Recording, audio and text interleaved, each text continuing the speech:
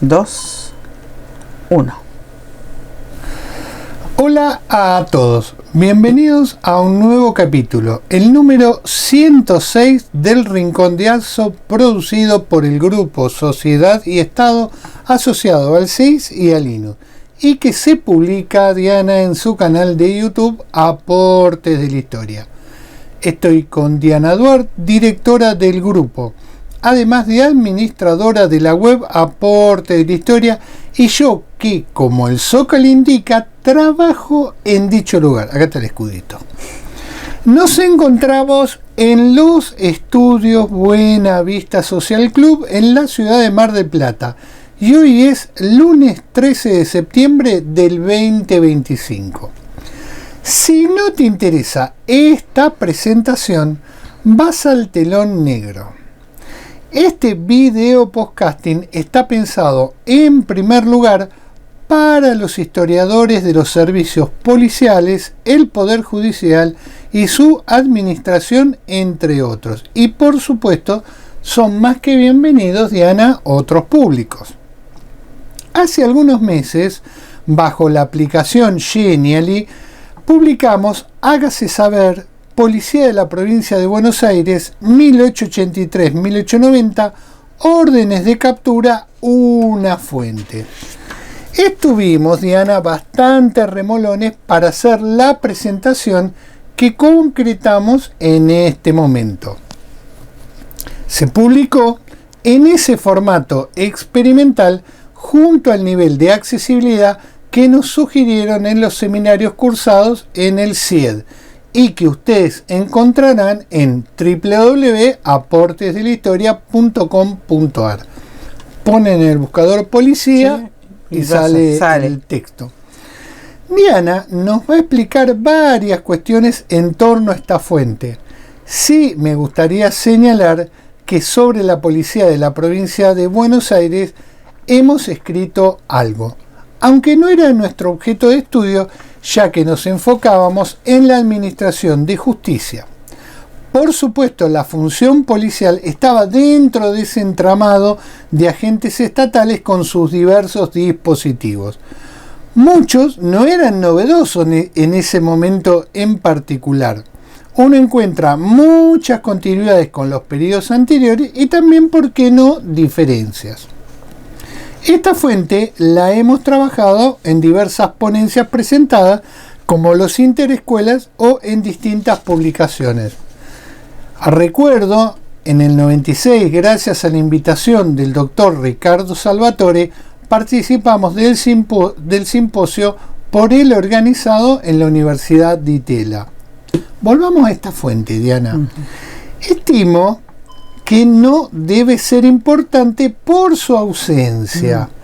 Cuando se hace el estado del arte, no le encuentro en una cita o una simple nota al pie. Digo, no de los últimos trabajos, pero de hace mucho tiempo. Hago esta aclaración, ¿no? En 1992, en una jornada de historia de los pueblos organizado por el Archivo Histórico de la Provincia de Buenos Aires para nosotros, el DBN, trabajamos esta fuente y presentamos un artículo que se titula Delitos y delincuentes extranjeros a través de las órdenes de captura de la Policía de la Provincia de Buenos Aires, 1880-1890, y que gracias a la profesora Zulma Totis, que era jefe del Departamento Contralor Archivístico, pasó de mimio a publicado. Y esto quiero dejarlo en claro, no nos interesa que nos citan, pero que la fuente esté ausente en muchos trabajos sobre la policía de la provincia llama la atención. Yo la denomino la fuente eludida, junto a la relación de hechos criminales que producía la policía y en entregado los diversos departamentos judiciales y juzgados del crimen que administraban justicia. Pero espere, Eduardo, esto no termina acá. Alto. Está actuando, cuidado. Siga, Banjagua. Porque, como se decía en esa película, me encontré precisamente exactamente con la publicación del archivo histórico, que yo ya la tenía perdida. No, estaba guardada en una caja. Claro, ella la guardó para que yo no la encuentre. Esa es la verdad, porque se iba a volver a perder. Ahora volverá a desaparecer cuando termine este podcast. Y en ese momento decíamos esto, 1992, ¿no? Las fuentes utilizadas para realizar este trabajo son básicamente dos. La primera y más utilizada son las circulares emitidas por la Jefatura de la Policía de la Provincia de Buenos Aires. Y la segunda son los legajos que contienen los juicios realizados por la Cámara del Crimen de la Justicia bonaerense. Y me voy a remitir al libro que publicó en el 99 la Suprema Corte de Justicia sobre las fuentes judiciales. Ya que estamos de la provincia de la Suprema exactamente Corte, que fue la actividad que se hizo, que organizó acá la Facultad de Derecho. Exactamente, con el Departamento Histórico Judicial, sí. Departamento, hoy es una figura muy importante dentro de la historia de la Administración de Justicia, la profesora Helguera. Sí. Este es acá el librito. Lo tenía a mano, no es que lo perdí. Y decíamos en ese momento, en 20 años hemos encontrado 222 causas judiciales iniciadas con sentencia, con absolución o cerradas por no haberse descubierto al imputado o no haber podido procesárselo por fuga en este departamento judicial, y que le corresponden al 93% de estos hechos criminales. Esta cifra fue corroborada a partir de las relaciones de hechos criminales que producía mensualmente la policía de la provincia de Buenos Aires para ser entregada a los distintos departamentos judiciales, y en los cuales los jueces de primera instancia tenían que entender. Estas relaciones sintetizaban todos los hechos policiales denunciados como investigados por propia cuenta. ¿Esto qué significa? Ustedes saben que en criminología hay distintos tipos de forma de analizar el delito.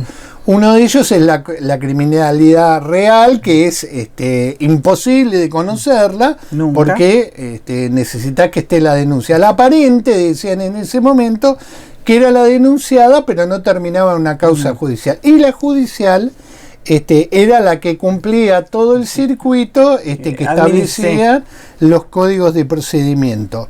O sea, es una fuente que, digamos, nosotros hemos trabajado y que hemos citado, y, digamos, para mí la fuente también más importante es la relación de hechos criminales, que está en el archivo Leven en La Plata, mes a mes, año a año, con el cual se hacían las estadísticas que después utilizaron Ford, Muniz y Gambier en 1903 para hacer su historia de la policía. Se iba encontrando, a medida que íbamos avanzando en el tiempo, en la carpeta, al principio había una hoja que decía relación de hecho criminal. En relación, y estaba hecha la estadística muy prolija. Eso surgió un poquito después o sea, nosotros arrancamos en el 80 y creo que no sé si 83, 84 empiezan a aparecer las hojas estadísticas. Sí. Que Diana se tomó la molestia porque venían con unas X de colores. Sí. Y Diana en un momento dice, estas X corresponden al sorteo o a la elección del secretario. Porque nunca decían que esas causas iban a sorteo y nunca vimos el mecanismo de sorteo, pero sí veíamos cómo iban siendo organizadas de a bloque de A5, 5 rojas, 5 azules, 5 negras, 5 verdes, y correspondía a cada uno de los juzgados del departamento capital. Pero además Diana se tomó la molestia en la relación de hechos criminales de hacer en el mapa de la provincia de Buenos Aires, fue ubicando los hechos y después la cantidad. Y ahí tuvimos un panorama de los delitos que se iban realizando en el departamento judicial capital de la provincia. Pero tengo que hacer una aclaración. La relación de hechos criminales hablaba de toda la provincia, cuando uno la leía se daba cuenta que estaban todos los delitos cometidos, no en ese departamento, sino en todos los departamentos. Y ahí pudimos observar cómo Mar del Plata casi era inexistente el delito. No había relación de hechos criminales que informaran al departamento que estaba en Dolores de causas. El departamento sur. El departamento sur. Bueno. Entonces el objeto de esta publicación era su circulación para el uso de los policiólogos. Bueno, Diana, vos sos la persona que todo el mundo está esperando, así que bueno, te vamos a escuchar. Perfecto. Bueno, como siempre decimos, buenos días, buenas tardes, buenas noches, dependiendo en el momento en que miren este video podcasting. Como siempre, muchas gracias, muchísimas gracias por acompañarnos.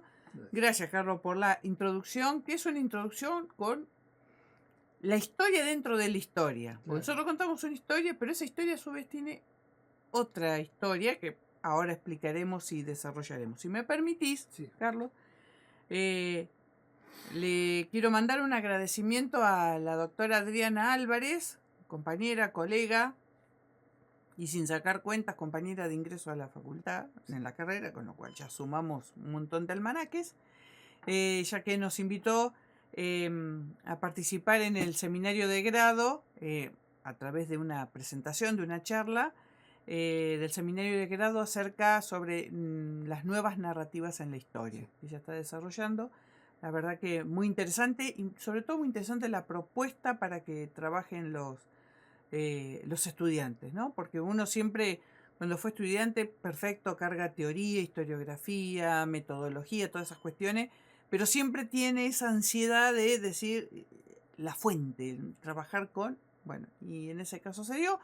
Tu intervención, por razones obvias, fue a la distancia, sí, con un video, y la mía fue presencial para evacuar y agotar explicaciones y muchas anécdotas acerca de por qué se nos ocurrió crear, armar, continuar y fomentar el desarrollo de aportes de la historia en sus distintas, en los formatos distintos que trabajamos en aporte. Así que a Adriana un saludo, un abrazo y muchísimas gracias por la participación, porque por supuesto es visibilizar nuestro humilde trabajo. Pero bueno, algo para decir teníamos. Bueno, dicho esto, sí, vamos a comenzar a hacer el raconto de esto. Bueno, acá en cámara ustedes verán, miro ambas cámaras, ¿no? Porque si no, después en la edición me dice, miras una, ¿no?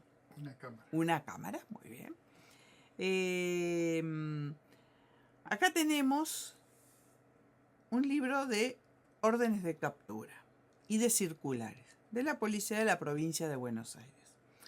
Lo presento y ahora voy a decir qué es este libro. Dale.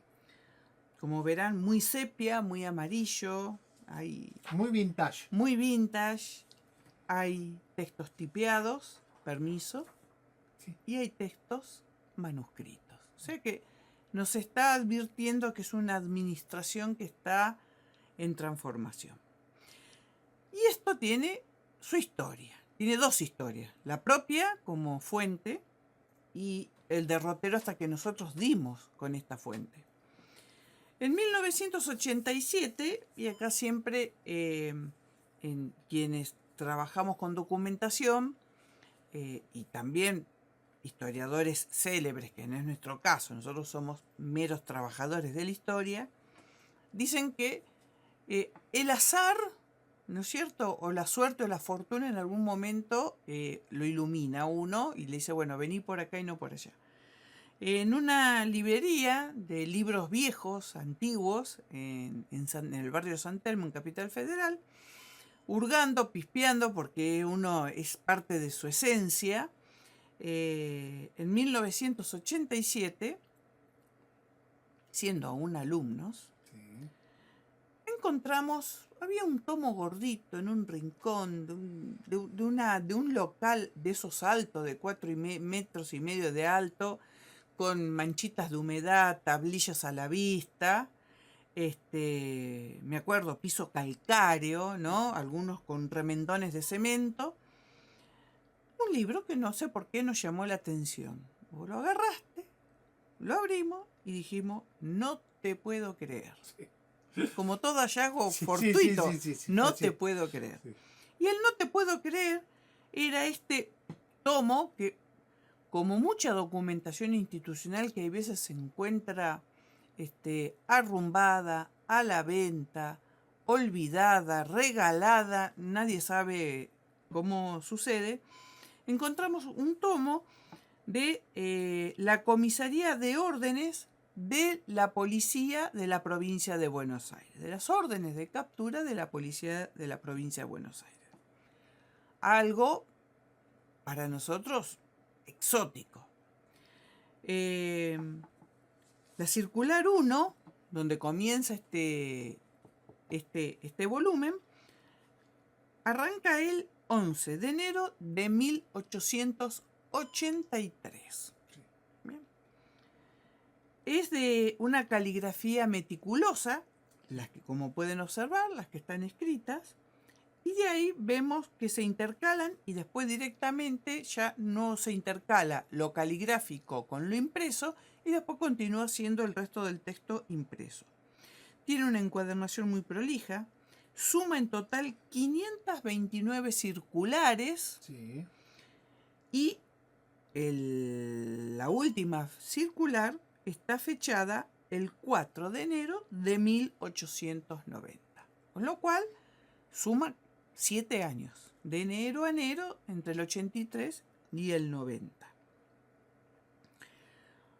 Lo primero que uno hace como ratón de archivo y gustoso de libros y de fuentes viejas, es qué podíamos hacer. Bueno, lo primero que hicimos fue comprarlo. Que, primera cuestión. Y que la verdad no fue muy. No era muy representativo económicamente en ese momento. Así que podíamos hacer. Suponíamos que podíamos hacer algún día un trabajo, ¿no? Entonces, ¿qué es lo primero que empezamos a observar? Decir, bueno, a ver, ¿qué cuestiones constantes hay? ¿Qué variables? Bueno, evidentemente en las órdenes de captura figuraban denuncias para capturar a individuos por delito. Entonces dijimos, bueno, hay distintos delitos. Y la verdad que nos entusiasmamos y empezábamos, había de todo, ¿no? El robo va como un poquito adelante en la estadística, pero además después está entre a quien se lo imputa en la orden de captura y hay otros que dicen que es sospechoso, ¿no? Y hay, por supuesto, otras variables. Esos sospechosos, o los que directamente se dicen es el autor, ya sin que el juez lo haya visto, sin que el juez lo haya visto, son requeridos por la justicia criminal. Por ende, obviamente hay alguien que tiene que ejecutar, que es lo que nosotros hoy vemos. La justicia dictamina determinadas medidas, especialmente en el fuero penal, y quien tiene que ir a ejecutar, a recabar, a investigar y todas esas cuestiones es la policía. Sí. Dependen de la jurisdicción, pero sigue funcionando de esa manera. Y en ese contexto también nos preguntábamos, porque una observación que notábamos era que varios de esos o autores o sospechosos no eran nacionales, eran extranjeros y lógico. ¿Cómo no iba a suceder eso si estamos en el corazón del momento del proceso inmigratorio masivo? Lo cierto que es que esa pregunta que nosotros dijimos, algo con esto vamos a hacer algún día, a posteriori, y una vez ya recibido, hicimos varios trabajos que presentamos en jornadas, en congresos, algunos de ellos fueron publicados, que es lo que vos señalaste recientemente, y otros tantos en otras cuestiones. En realidad nuestro interés no era esto en sí mismo, sino que nuestro interés pasaba por la administración de justicia en el territorio de la provincia de Buenos Aires entre 1880 y el centenario, o sea, y no la propia policía como institución. Estamos en un, o sea, es el hito a partir de la federalización de Buenos Aires, la fundación de La Plata y la provincia, ¿no es cierto?, que empieza un derrotero separado de la nación, vamos a decirle. Inmediatamente la pregunta era, si existe este tomo, tiene que haber otros. Lo que pasa es que los anteriores, ahí hay un problema jurisdiccional. El tema eran los posteriores, ¿no? O sea, del 90 en adelante. Y lo cierto es que pudimos averiguar dónde estaban y en el caso de las órdenes de captura se encuentran en el archivo histórico de la policía de la provincia de Buenos Aires en la ciudad de La Plata. Sí. Lo tuvimos en la mano con los legajos de cada uno de los miembros de la policía de la provincia de Buenos Aires de ese momento. En ese momento, aparte de esto, estaban los legajos del personal. Sí. La verdad que ¿Sabes que no se consultan esos legajos? No. Bueno, esto tampoco, yo no creo. Nunca. Por eso mi introducción. Claro. Bueno. Entonces, como nuestro objetivo era la administración de justicia, teníamos que ir a buscar los expedientes judiciales, porque esto de alguna manera es el anticipo de algo que se va a proceder y que se va a armar, que es el expediente judicial de la justicia criminal, de la justicia penal, perdón.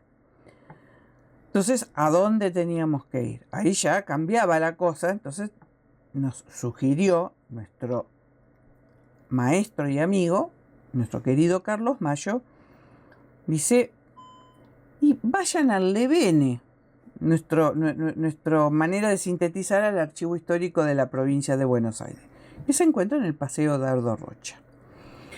Y finalmente llegamos, y finalmente dimos, y ahí estaba el repositorio del archivo, ¿no es cierto?, del repositorio del Juzgado Criminal Capital de la provincia de Buenos Aires, donde estaban, y lo voy a decir, prolijamente guardados cientos y cientos de expedientes de las causas judiciales.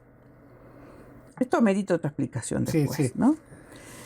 En estos expedientes, lo que se podía observar era cómo funcionaba, cómo se ordenaba el aparato administrativo judicial. O sea, cómo de alguna manera le estaban dando forma a algo que, en función de lo que después uno iba viendo en observaciones que hacían los jueces, parecería que estaba bastante desordenado en cuanto a la práctica y las atribuciones, vamos a decirle, las atribuciones y los recortes que tenía cada paso y cada auxiliar respecto de lo que se podía hacer. Pensemos nosotros, una provincia muy extensa, en donde fuera de las áreas muy urbanas tiene acción la justicia de paz y un destacamento policial, uno cada, vaya a saber cuántos kilómetros, pero evidentemente las prácticas eran consuetudinarias. Y lo que se nota en las anotaciones de los jueces es que lo consuetudinario, algunas cuestiones continuaron y otras no. Otras debían ser corregidas. O sea, había un ordenamiento del proceso administrativo que debía ser respetado. Entonces, ¿qué vamos a encontrar en esos expedientes? La actuación de la policía, la actuación del juez de paz, la actuación de los testigos, la situación de las víctimas, las condiciones del victimario, la actuación de los secretarios de los juzgados, los jueces que abordaban las causas a partir de la relación de los hechos criminales de cada jurisdicción.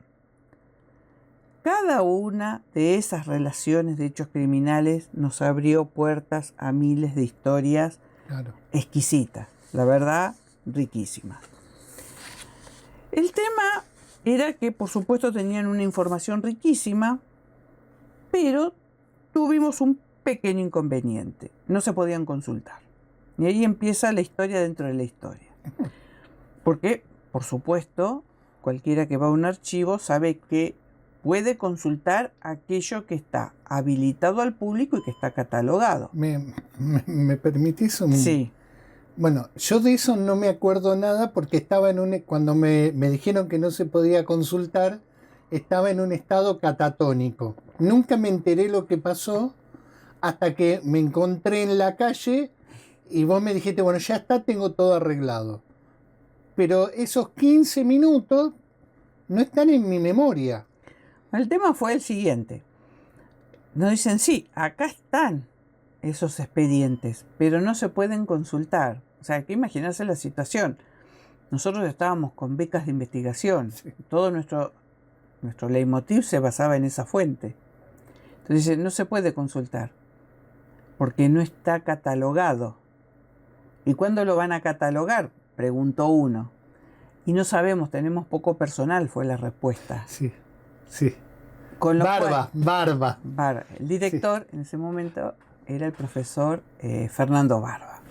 Ay, por favor. La jefa de Cel y Contralor, la querida profesora Zulma Totis, conversando con nosotros, dice, claro, y se lo pasa, chicos, dice que eso está en reserva, porque hasta ahora no lo pudimos catalogar. Es algo que hace años que queremos hacer y no podemos, porque bueno, como toda repartición, sí.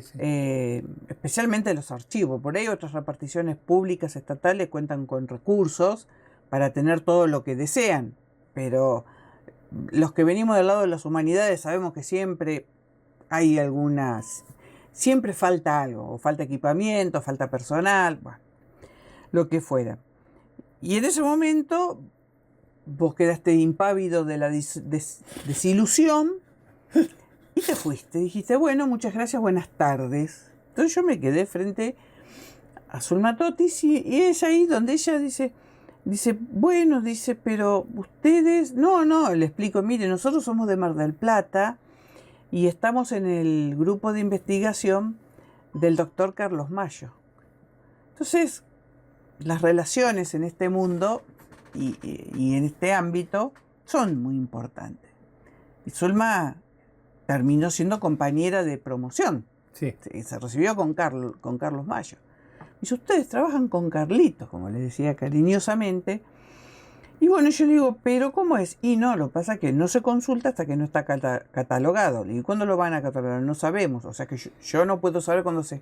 Conclusión, yo hice una negociación lo más prolija y sana posible. Le digo, profesora, si usted nos indica cómo hacer la catalogación, y nosotros lo empezamos a inventariar, y le entregamos el inventario, y mientras que nosotros inventariamos, le digo, si quiere, no sé, si alguien nos quiere venir a controlar, y ahí vamos a conocer a otro personaje, nos trae una carpeta entera, la transcribimos, se la entregamos, y así se... Dice, pero es un trabajo inmenso. No importa, lo hacemos. Le queda el archivo y a nosotros. Bueno, fue ahí se terminan esos 15 minutos que señala acá Carlos, y empalman en su memoria. Y le digo, bueno, mañana empezamos a trabajar. Mañana empezamos con los expedientes. Y así fue. Sí.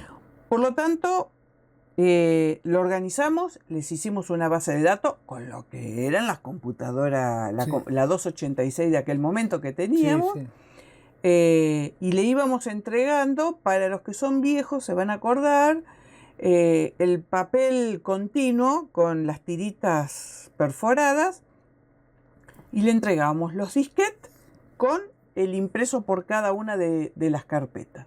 Y así lo hicimos, trabajo que nos demandó, no me acuerdo en este momento, pero 4 años. Casi 4 años, sí. 4 años. 3 años y medio, casi 4 años. Ahí anduvimos.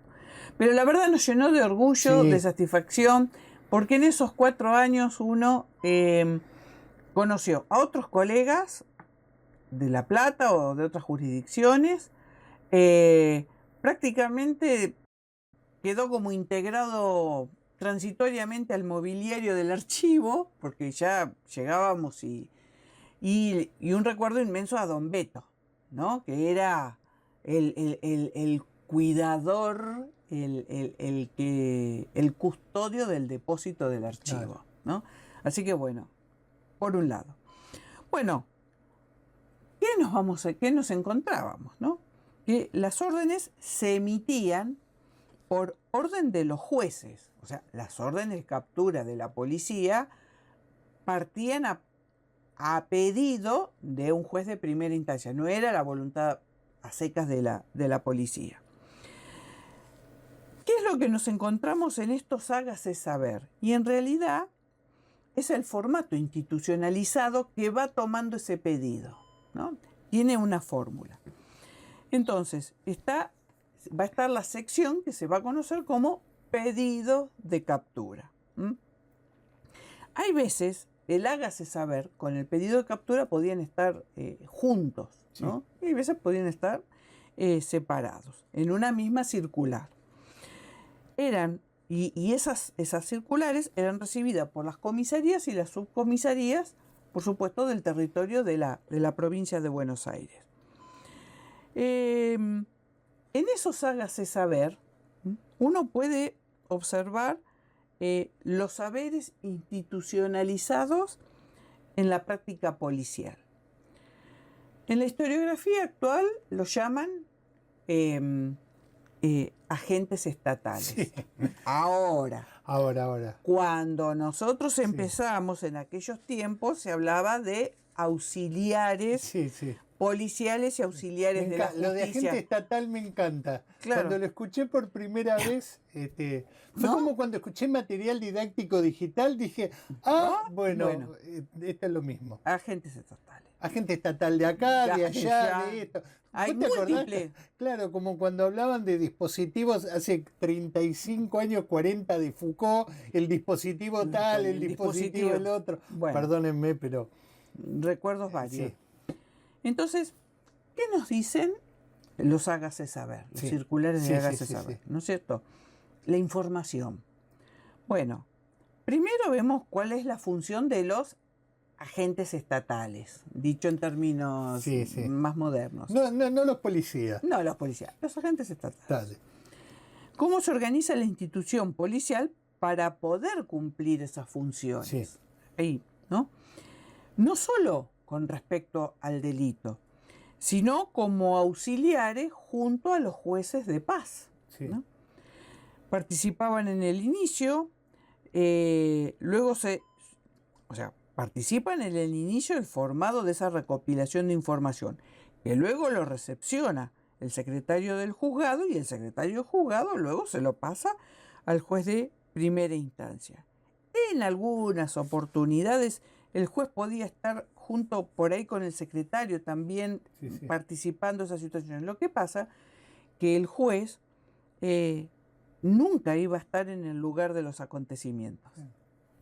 O sea, todo era una cadena de referencias. A distancia. Era una justicia a distancia. Era una justicia a distancia. Amén de ellos y a pesar de la distancia, nosotros vimos en muchas oportunidades que la forma en que se va recopilando y distintos pasos, el juez las rechaza, o hay veces las rechaza y otras veces las acepta para no demorar el proceso, pero manda una notificación diciendo esto así no se hace, ¿no? Por ejemplo, hay un momento en donde vuelve a recordar, y son varios los jueces, nosotros lo vimos, que le recuerdan por favor a los jueces, porque se reforma el código, dice, a los jueces de paz les recuerda que no pueden tomar declaración, pero no pueden poner la fórmula bajo juramento. Claro. El único que toma bajo juramento es él, o sea, el juez de primera instancia. Hay lo que también se denota por esta cuestión de la distancia, que hay tensiones, ¿no es cierto?, de poder. Sí. ¿No? O sea, hay gente que no quiere soltar lo que tenía hasta el momento y hay gente que quiere imponer su rol, su peso institucional. Bueno, en las circulares, entonces, lo que se observan es una insistencia de cómo debían realizarse las actuaciones. Es una auténtica pedagogía. Sí. Sí, si vos querés. Es una pedagogía administrativa. Exactamente. ¿No? Cómo debían realizarse las actuaciones, las instancias administrativas en el territorio de los hechos y delimitar los territorios de actuación. Sí. ¿No es cierto? Ahí volvemos a la cuestión de la espacialidad. Yo muchas veces en las explicaciones, uno le dice a los estudiantes, uno no quiere caer en determinismo geográfico porque no es la cuestión, pero es cierto que hoy en día 100 kilómetros son 100 kilómetros. Imaginémonos en el siglo XIX lo que son recorrer 100 kilómetros. Sí. ¿No? Entonces, por un lado aparece esa pedagogía administrativa, todas esas cuestiones de tecnicismo, y quien está a 100 kilómetros en caminos de barro, la realidad la ve de otra manera. Sí, especialmente esas patrullas rurales que Exacto. muchas veces le insistían a los jueces que tenían que traspasar un territorio administrativo porque no daban a cuenta de poder avisarle al otro comisario que estaban entrando. Exactamente, entonces iban ellos. Entonces, en la actualidad estas cuestiones de actuación y de jurisdicción, ¿no es cierto?, son los que se denominan pliegues e intersecciones de los mecanismos de funcionamiento institucional. Sí. Hay que armar todo un glosario, desde cuando nosotros empezamos ahora, un glosario nuevo. Bueno. ¿No? Sí. Bien. Es importante conectar, como dijimos al principio, esta fuente con los expedientes judiciales y observar en realidad cuáles, ¿no? Y en esa relación uno puede ver cuál está cumplido y cuál está incumplido hasta llegar a la primera instancia. Sí. Muchos quedan en el camino, Sí. nunca se terminan de resolver. Lo que sí nos permite es ver los conflictos intrainstitucionales, ¿no?, cuando secretarios o jueces empiezan a remarcar las falencias de la acción policial. ¿Por qué? Porque sobre esas falencias de acción policial se aprovechaban los abogados defensores. Exactamente. O sea, no es muy distinto si nosotros nos detenemos en la actualidad cuando uno ve la sección policial de un noticiero en la actualidad y dicen, no, lo que pasa que técnicamente esa prueba quedó nula porque tal o cual. Imaginémonos, si hoy que tenemos una pedagogía mucho más aceitada, vuelvo a reiterar, 140 años atrás. Y sabés que, Diana, muchas veces veíamos en los expedientes judiciales cuando los abogados defensores citaban las circulares de la policía. Claro. Le dicen, bueno, esta circular no se cumplió. Cumplido. Entonces, acá tenemos un problema. ¿Cómo lo va a resolver? Tal cual. Así de clarito. Hay una circular, sobre todo, que toma relevancia, que es la 442. ¿Por qué? Porque en esa circular vamos a tener los nombres y cargos en la nueva organización del servicio, ¿no? Entonces van delimitando el caso de los comisarios, los subcomisarios, los ayudantes, etcétera, etcétera, etcétera. En otras circulares que hemos encontrado en un tenor similar a la 442. Nombramientos, ascensos, jubilaciones, cambios de destino, renuncias a cargos, exoneraciones, bajas y deserciones con equipamiento. Sí, si podés volver a repetirlo, porque cuando vos lees finita la fuente, aparecen los nombres. Sí. Y aparecen esos nombres que están en esta fuente, uno los vincula con las fuentes judiciales. Exacto. Si podés volverlo a repetir y me das un minutito para una cosa. Entonces, en las circulares se van en la 442. No, la otra. Nombramientos. Ascensos. Correcto. Jubilaciones. Correcto. Cambios de destino. Renuncias a cargos. Exoneraciones. Bajas y deserciones con equipamiento. Exactamente. Quiero acá, miren, Diana en ese momento no sé si ustedes lo pueden observar, lo que hizo fue una serie de cuadros, ¿no? La verdad que fue un trabajo, bueno, lo hizo la computadora, porque cuando cargábamos los datos, vos le ibas pidiendo las variaciones, delito por nacionalidad, Por favor, especialidad. nuestro recuerdo a nuestro querido Debate. Exactamente. Y lo que nosotros notamos, y que después se ve más fino en las circulares, es las deserciones. Pero acá hay otra historia, que es cómo se nombraba al personal policial. Claro. ¿Sí? En su mayoría, el personal policial eran extranjeros. ¿Sí? Y si vos tomás por nacionalidad los delitos, el tercer delito más importante es el de desertor. Claro. Que se fugan con el equipo.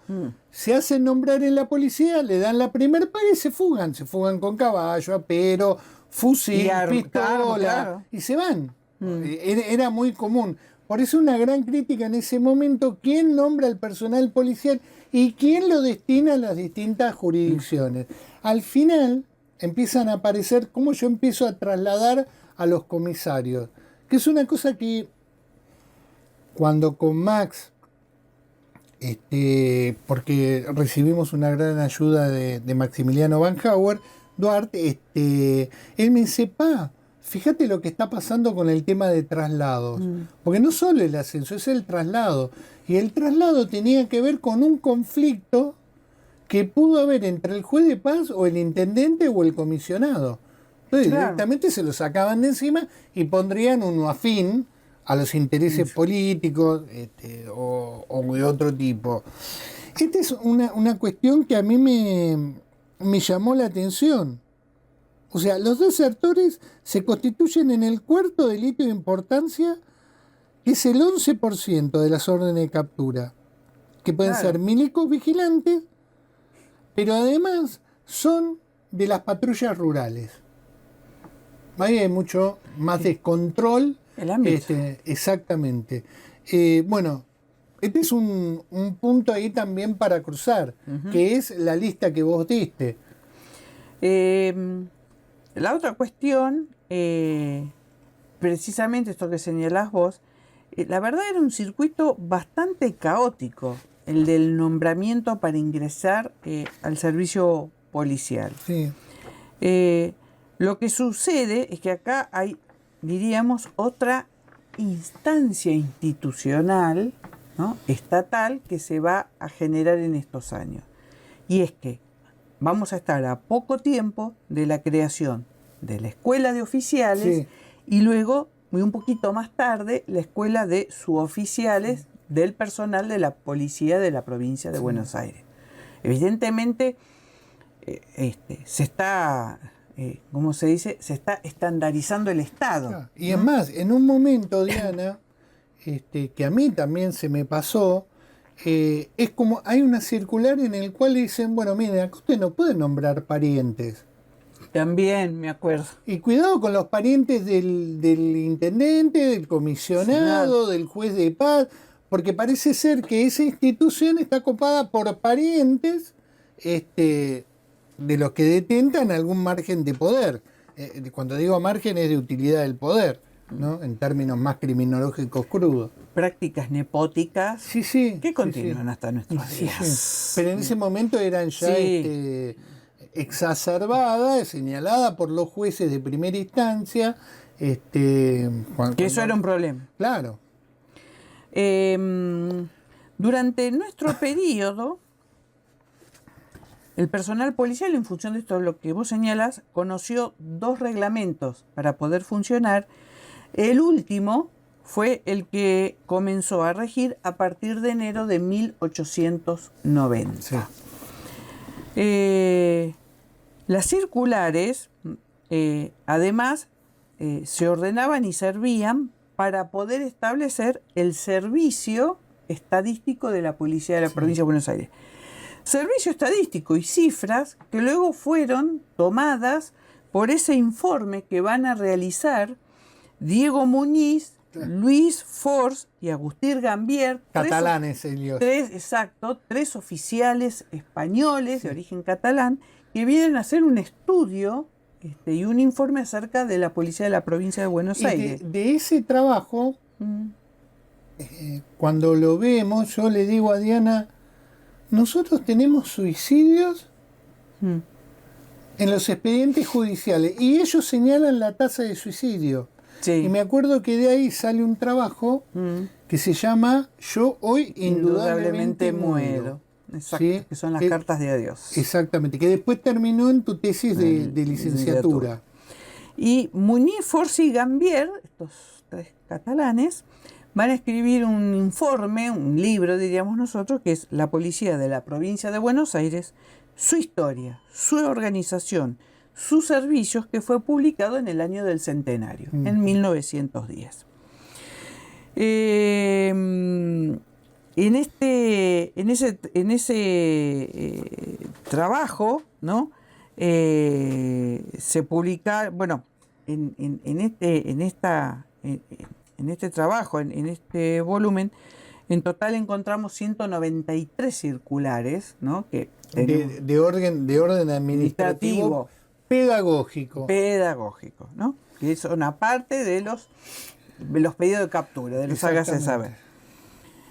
Bueno, empezamos en los años 90 y 35 años después podemos decir que este tema sobre la cuestión del delito, la justicia y la institución policial es abundante, ¿no? O sea, se ha ahora trabajado. Hay una enorme historiografía. Y por supuesto que ha sido abordada por prestigiosos historiadores respecto de la materia, algunos solamente en institución policial, otros solamente en administración de justicia. Pero bueno, yo, como todas esas cuestiones inaugurales, nos dejaron satisfacciones profesionales y de cómo hacer la tarea, ¿no? El cómo hacer, que uno siempre se pregunta como estudiante, y después cuando tiene la posibilidad de la práctica ahí empieza a reunir todos esos conocimientos que los tenía separados, y sobre todo el detrás de escena es las vivencias y las amistades que nos dejó nuestro querido Archivo Levene en este Yo quería derrotero. comentarte una cosa, porque muchas veces nos decían a nosotros, pero ¿ustedes cómo llegaron al archivo de la policía de la provincia de Buenos Aires? Y preguntando. Claro. Preguntando. Punto. Y yo muchas veces, Diana, colegas que han venido acá, abrí el libro y les dije, no les digo que se lleven la fuente. Yo fotocopio todo lo que ustedes necesitan, lo que les haga falta, se lo entrego. Ya después, un poco cansado, decidimos con vos decir, bueno, lo vamos a poner en línea. Claro. Primero lo que vamos a hacer, poner en línea las circulares administrativas. Y nos vamos a tomar un tiempo para poner después todos los pedidos de órdenes de captura que podemos encontrar. Eso nos va a llevar un tiempo. Sí. Pero también hay que buscar. Yo quiero contar esta anécdota. En el año 95 me toca acompañar un grupo de estudiantes de Mar del Plata, del Colegio Nacional, Escudito, y de estudiantes de un nacional en Mendoza. Disculpen, no me acuerdo el nombre. Creo que era el Godoy Sí, Cruz. vamos a un lugar, imagínense, 120 chicos, adolescentes de último año, en ese viaje de intercambio estudiantil. Vamos en un lugar que en este momento no recuerdo, pero alguien me va a hacer acordar, y vamos a una especie de pulpería museo, ¿no? Y viste cómo son las situaciones que cada vez que se encuentra alguien con un profesor de historia, te dice, usted no sabe... Lo que tenemos acá. No me dijo eso, me quiso hacer una pregunta. Usted no sabe, bla, bla, bla, bla, bla. Me dice, porque nosotros acá tenemos un libro. Le digo, un libro. Y me lo muestra. Y me dice, ¿usted sabe qué? Adelante de los alumnos. Le digo, sí, es la circular de orden de captura de la policía de la provincia de Buenos Aires. El tipo me dice, me mira así, Y, ¿Cómo sabe? Claro, yo me callé la boca, le digo, bueno, la verdad lo felicito como tienen el museo, Sí. pulpería, especialmente que hayan guardado esta información, porque digamos, después se pueden contar otras cosas en otro momento sobre el Departamento Judicial de la Corte Suprema, cómo tratan de Sí. salvar todos los expedientes judiciales de la órbita de la provincia de Buenos Aires. Y cuando termina esto le digo al señor, discúlpeme, ¿desde cuándo tiene usted esto? Me dice, no, lo tenemos hace muchos años. No, le digo, me equivoco la pregunta, ¿de qué periodo? Me dice, no, lo tenemos del 83 al 45. Le digo, porque nosotros con mi esposa tenemos del 83 al 90. Y lo dejamos, no quisimos seguir porque tenemos un periodo muy acotado. O sea, ¿qué quiero decir con esto? Hay que recorrer los pueblos. Sí. Cuando se hace la jornada del EBN de Historia de los Pueblos, Diana lo que hacía era preguntarle a los distintos participantes, que yo después también le hice de práctica, usted de tal lado, usted tiene este archivo, nosotros tenemos esto. Claro. Y la gente muchas veces después, porque no estaba el correo electrónico, te mandaba una carta y te decía, nosotros encontramos esto que usted está buscando, si quiere se lo fotocopiamos. Hay que salir también de la comodidad de lo que encontrás en el evento, de lo que encontrás en el Archivo General de la Nación. Claro. Porque información de esta está desparramada en comisarías, en que a veces no saben qué hacer. Y te preguntan, te dice, ¿a usted le interesa esto? Y yo le decía, no, mirá. Los archivos municipales muchas veces te guardan la comisaría originaria del pueblo, los pasa de un lado al otro, y cuando se constituían los archivos locales, lo primero que hacían, donación. Claro, es como se perdió el archivo de Dolores con las causas de Mar del Plata, que quedaron muy poquitas. Por eso es muy importante este libro, porque ahí están los pedidos de captura de todos los delitos de la provincia de Buenos Aires, como la relación de hechos criminales. Y bueno, dijimos este verano, vamos a pasar el verano, que disfrutamos nosotros, pasamos todas las circulares. Cada uno se divierte como mejor les parece. Claro, y después dijimos, bueno, lo vamos a poner en esta publicación que es Genially para que tenga otro tipo de llegada. Bueno, acá está, acá lo tienen. Acá lo tienen para trabajar. Le sacarán mejor provecho que nosotros. Y además poder cruzar varias fuentes. ¿Sí? Hasta yo estaba pensando. ¿Se entendió, no? Sí, hasta para los hasta como fuente para trabajarlo con los chicos, en el sentido de ante tanto noticiero y Twitter y cosas. Mirá, que salen permanentemente. Te vuelvo a interrumpir, Diana. Te vas a acordar porque 1988 nos llama Ángela Fernández, que era vice del Colegio Elia en ese momento, y dice, tienen que dar un seminario. Nosotros no nos habíamos recibido, pero los chicos cursaban un seminario por cuatrimestre. Y yo le digo, mira, Ángela, lo que podemos hacer es un seminario de informática aplicada a la historia. Ángela me dice, ¿informática aplicada? Sí, Ángela, le digo, nosotros tenemos tenemos la fuente que es el pedido de orden de captura, y podemos enseñarle a los chicos a armar la base de datos y tomar alguna circular y sacar los datos cuantitativos. Bueno, sí, Luis. Hicimos ese seminario de informática aplicada. Imagínate. Con la Spectrum. No, teníamos la XT. Ya teníamos, claro. O sea, íbamos con un cachivache de XT al colegio, que estaba en Maipú y Marconi, y ahí los chicos cargaban los datos.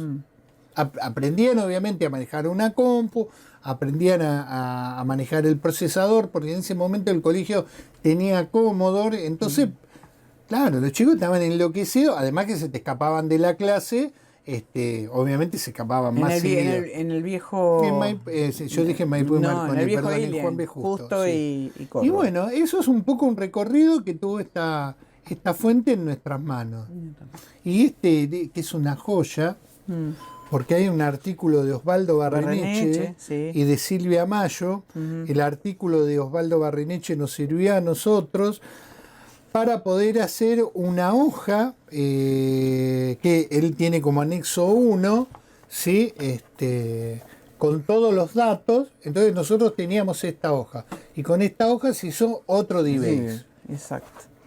Así que bueno. Pasaron años, Diana, y pasaron cosas. Pasaron años y cosas. Bueno, llegamos al final. Llegamos al final. Siempre llegamos al final. Así que, como siempre les decimos, muchas gracias por acompañarnos. Ya saben, si les gustó le dan like. Si no están suscriptos, se suscriben al canal de Aportes en YouTube. Y, como decimos, nos volvemos a encontrar en una próxima entrega, que no podemos anticipar de qué es, pero que nos vamos a encontrar seguro. Así que bueno, muchas gracias a todos, a todas, y hasta la próxima entrega y un abrazo muy grande. Gracias, Diana. Nos vemos. Siempre, un beso.